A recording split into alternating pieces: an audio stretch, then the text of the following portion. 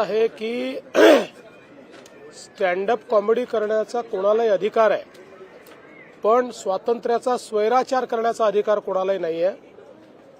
खरं म्हणजे कामराला हे माहिती पाहिजे की महाराष्ट्राच्या जनतेने 2024 साली कोण गद्दार आहे आणि कोण खुद्दार आहे हे दाखवून दिलेलं आहे।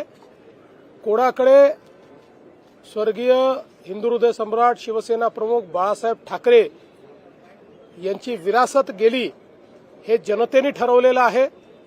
त्यामुळे अशा प्रकारे खालच्या दर्जाची कॉमेडी करून आणि राज्यातल्या माजी मुख्यमंत्री, आताचे उपमुख्यमंत्री, राज्यातले वरिष्ठ नेते ज्यांच्याबद्दल राज्यातल्या जनतेमध्ये आदर आहे त्यांच्याबद्दल अशा प्रकारचा अनादर करण्याचा कोणालाही अधिकार नाही।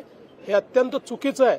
तुम्ही जरूर कॉमेडी करा, तुम्ही व्यंग करा, पण जर अपमानित करण्याचं काम जर कोणी करेल तर हे सहन केलं जाणार नाही। हे अतिशय चुकीचं आहे। कामरांनी माफी मागितली पाहिजे आणि ते जे संविधानाचं पुस्तक दाखवत आहेत त्यांनी जर संविधान वाचलं असेल किंवा संविधानाची त्यांना जर माहिती असेल तर संविधानानेच सांगितलेलं आहे की स्वातंत्र्याचा स्वैराचार करता येणार नाही, दुसऱ्याच्या स्वातंत्र्यावर तुम्हाला अतिक्रमण करता येणार नाही।